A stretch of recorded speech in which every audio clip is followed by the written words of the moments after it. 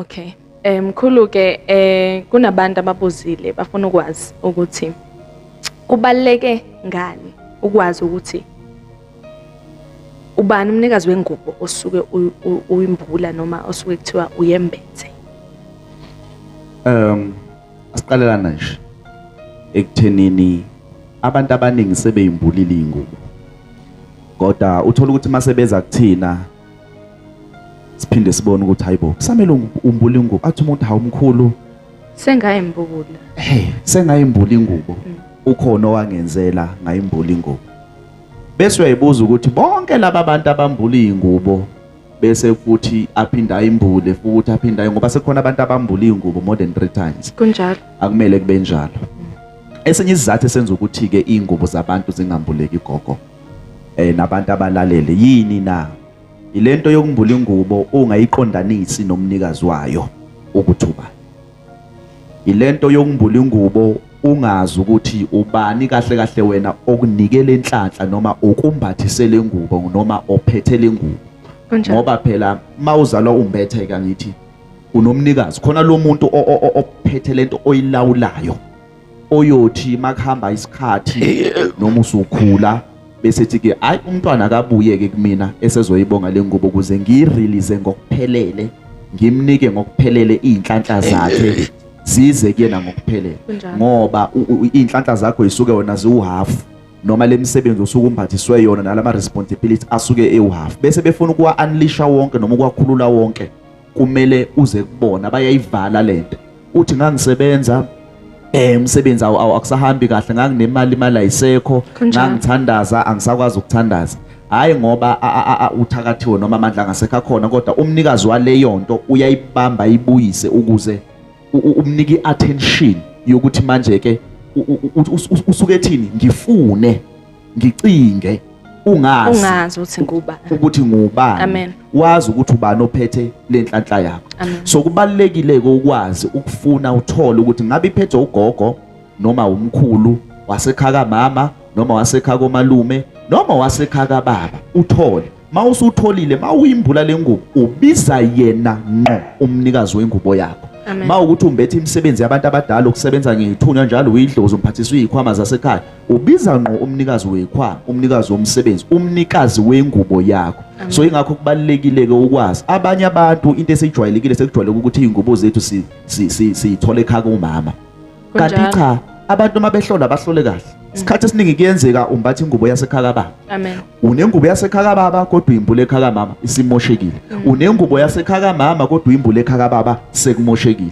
Kuyenzeka ukuthi uthola ukuthi abantu babangwazi idalo umuntu kumele abize isibongo sasekhaya mama asibize ngempela kodwa ingubo yakhe isekhaya baba usenkingeni ke wena umunjalo ngicabanga ukuthi itopic yangolunye usuku ukuthi wenza njani ke lapho makuwukuthi ekhaya bahlawulana ngobaba nomama ubiza isibongo sasekhaya mama wona idlozi elizonqaba vele ukuthi uyekhaya baba uyombula ingubo sigcina thina singabathandazi sinumbulise ekhaya mama. Esinye isizathu leso esenza ukuthi ke ngithi abantu abathola ukuthi ingubo yabo iphethe ubani. Ungambule ekhaya mama kanti uphiwe umkhulu wasekhaya baba ungambule ekhaya baba kanti umphiwe ubani ikhehla lasekhaya mama kuyahluka. Thola ukuthi iliphi side elikuphe lezi ingubo. Kuyenzeka umbathe inhlangothi zo2 umbathe macala omabili uthola ukuthi idala zasekhaya baba ezasekhaya mama sebeyalwa phezulu kwakho babanga ukukunika inhlanhla ngoba bakumbathise macala o2. Siyazi ukuthi khona abantu abanokukhwama abanezikhwama nobukhosi basekhaya baba bebe nobukhosi basekhaya mama bambethe inhlangothi zombili. Kuyenzeka bembathe kanjalo abantu kodwa yena ngoba wazi ukuthi kumbulwa nje esadini elilodwa ekhaya mama sazi ukuthi mhlawumbe izimbethe salukwazi esisodwa ugcina umbule endaweni eyodwa ungasambuli ngale noma umbule esadini elirongo ungambuli ngale. Asihloleni sicheke funa uzazi lukhona usizo bakhona abantu abanjengomakhosi energy abazokwazi ukukuhlaziyela wena othi mkhulu sengayimbula ingubo kodwa kwenzeki lutho namanje kuthiwa ngimbula ingubo uyimbule esidini elirongo uyimbule ekhaya baba kanti kumele uyimbule ekhaya mama uyimbule ekhaya mama kanti bekumele uyimbule kuphi ekhaya baba. Sometimes ke umbule wabusubiza wena isidalo esirongo kungafanele or wayimbula wasubabiza bonke cha mawumbula uqonda ngqo esidalweni esikunika inhlanhla angeke ufike ekhaya mama uthi ngizobonga ingubo edlozini, cha awukwazi ukwenza njalo. Qonda ngqo uthi ulimi luqonde, ngizobonga ingubo, ngizombula ingubo, ngimemeza logogo noma lomkhulu okuyena ophethe izinto zami, ophethe inhlanhla zami. Ngokwenza njalo ke kuzoqonda ngqo ebese kusukuma yena yedwa eze kuwena ezokukhululela inhlanhla zakho. Amen. Okusho ukuthi umkhulu uthini na uthi sesihambile sathola ukuthi sembethe. Kumele loyo muntu athi go deeper, akuhlaziyele. Kube wena ozokutshela ukuthi njengoba usuchazile ukwembatha kufana, akutshele isimo sento yembethe bese kutshela nomnikazi okuyena owakumbathisa. Kunjalo. Yebo kunjalo gogo. Inkinga nje isekuhloleni. Ishiyana lapho ekwenzeni. Ishiyana ekuhloleni. Abantu abasahloli, izangoma abathandaza abasahloli. Kunjalo. Sebehamba ngeknowledge abayifica emhlabeni. Kunjalo. Sebehamba ngendlela abayifica emhlabeni. Ingakho ngithe ungimbula umuntu sometimes sikwenza sifuna lo amhlehlo sembuzini kanti cha. Sometimes sifuna ini kanti cha. Ziningi omunye ngoba ngisho kuyomela agcotshwe ngegazi lembuzi ngoba waphume njalo isiswini. Omunye kumele athathwe inoni agcotshwe lo ngoba waphume njalo. Omunye semfaka umlotha kuqala ngoba waphuma kuthiwa yini lento kujwayele ukuba ama sperms ike kuthiwa isidoda so wesilisa lekhathi lokhu nithi ingane neyikhulisa inamathele lento ebese ikhehla la baba liyahlala kanjalo enganeni noma isalo siyahlala akusezonke ingane eziphuma zimhlophe angithi eziphuma zinegazi so kumele senze ngendlela ingane esuka iphume ngayo. Lento engutshela yona ke cha akusiyejwayelekile Nkosi yami, imfihlo nami esengisho nje isambulo esengisisho esiyobonwa abantu mhlawumbe sobesibasiza sibambula izingubo zabo. Njengoba wazi eBhayibhelini kunomuntu angazi noma ivesi angilazi khona iBhayibheli lapho elibamba khona umuntu owazalwa ebomvu ebomvu kuhle kwegazi wazalwa enjalo. That person was unique. Why different, why engafani nezinye izingane, why embethe into ethile unique. So nje mawufika abantu ke manje ngibatshela yona izangoma izongiphikisa ngoba bazi indlela eyodwa yokusebenza. Mawufunda istory sika Esau no Isaac uma bezalwa bona lithi iBhayibheli uthi uNkulunkulu meprofeta phezulu kwesifazana owayekhulelwe lezi izingane wathi ke wena uzoba nezizwe ezimbili esiswini sakho, uyozala abantu ababili esiswini sakho abangeke befane futhi abazosebenza ngendlela ezingafani. We understand. Mayizalwa lezi izingane lithi iBhayibheli omunye wazala ebamba unyawo lomunye umuntu ngoba babe ngamawele, lo omunye wayibamba unyawo likamfowabo bazalwa benja zimbethe lezo izingane. Mawusumbula leyo nto yabo ayizukufana, izoba indlela different than eyabanye. Ngigijime ngubambela istory mina sika Abraham. uAbraham uNkulunkulu uthi thatha ingane yakho Isaac ubasa umlilo wenze yonke into wenze lumhlatshelo. uIsaac uAbraham akazi ukuthi uNkulunkulu uthi akathatha ingane yakhe kanti azwenza umhlatshelo. Ngingasho ngithi mina kwakuumsebenzi wokumbula leyanto, you understand. But omunye umuntu mayizobona leyanto yayenziwa uAbraham noma uNkulunkulu bese ethi hayi asikaze sakubona uNkulunkulu umhlatshelo akaze kwaba umuntu. Ngiqonda ukuthini na indlela uNkulunkulu asebenza ngazo ayifani neindlela amadlozi azosebenza ngazo kuthina ayifani. So asibeni unique to every person esimbula ingubo.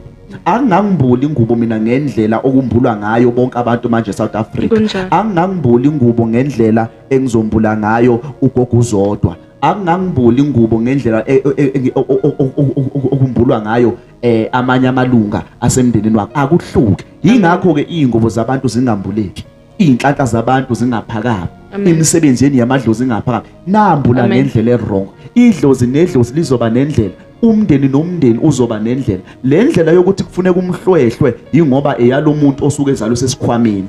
Lena ekalona ozale enqwambile kwesinye isikhathi akafune imhlwehlwa yena ozothi mhlawumbe udinga ithumbu la inkomo ilukuzana imbuzi lifakwe sesi imitator into ophuma uyiyona ngenkathi uzana.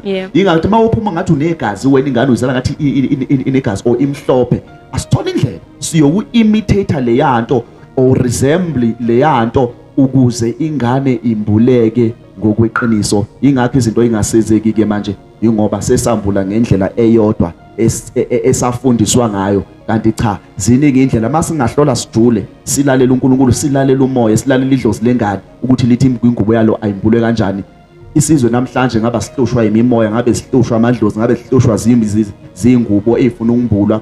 ngaba sihlupheki ngoba umuzala unalento, abanye banenhlanhla, abanye kuyaphunyelelwa ekhaya, abanye imisebenzi yedlozi iyaphakama, zithunywa ziyaphakama, ayiphakami nje ngoba nambula wrong vele already. Idlozi alikambuleki noma alikaphakama. Amen. Thokozani-ke, siyabonga abantu abadala ngokuhlala nilalele. Siyathemba ukuthi nifundile noma bekuyi-podcast yethu yokuqala la nicelile, safika salalela sanizwa. Besicela-ke nakoma-comments nizobhala ama-feedbacks, nibhale ama-comments wenu, nibhale izimvo zenu, nibhale nikuzwile nikufundile. Maniphikisa futhi ningaphikisa but ngendlela e-right, kodwa-ke ngathi angithanda ukuphikiswa, ngiyadlala. Kodwa-ke nje siyabonga kakhulu abantu abadala, niqhubeke nishare-ke i-video, ni-like, ni-subscribe. Ayeza amanye ama-episode, ngicathi lokuzana i-episode yethu yokuqala lesifundisa khona abadinga usizo-ke ngokumbula, abafuna ukumbula iy'ngubo, sebengamthinta kuMakhosi NH enambeni ezovela nje lapha ngezansi ka-0677 575569, on TikTok at Makhosi NH Mthembu, lapha ku-YouTube uMakhosi NH Mthembu ungakhona. Nazi inamba nje ziyavela zonke. Mawudinga usizo uzongibhalela ku-WhatsApp noma ushiye message on comments uma uhlushwa ingubo noma uma uhlushwa ukwembatha ukuthi thuthi lokhu umbethe wena kodwa wazi ukuthi ingubo yakho iphethe ubani. Sizokubhekela sikuhlolele ukuze wazi ukuthi ke ubani umnikazi wengubo yakho, uma uyimbula uyiqondisa kubani, uyibhekisa kubani, uyimbula kanjani, kumele uyimbule kanjani. Uma wayimbula kodwa lokhu kuthiwa mbula ingubo, lokhu uphupha imbuzi ebusuku wena ziyakulandela, kumele uyimbule leyo ngubo leyo. Ulokhu uphuphisa lokwazi asikukhulumisi, lokhu uphupha inkomo zakho, but sometimes ufuna ilukhuzana ingubo, kumele umbule. Izinto zakho ayihlangani, imali iyavela bese iyanyamalala. Yini na ingubo, kumele uyimbule ingubo, kumele uyimbule kanjani. Thina sokucacisela-ke Makhosi NH Umthembu, umgqilazi wamadoda, umsusu wenkulumo, mavula kuvaliwe umathenyoka, umbeyombeyo. Salukwazi esikhulu-ke saseMalawi, akukhanye-ke kube kuhle njalo njengehlabathi zolwandle. Gogo, siyahamba. Ngibonge amasazi benhliziyo Makhosi Mthembu, siyabonga ukuthi uhlale nazo zikufike lesikhathi.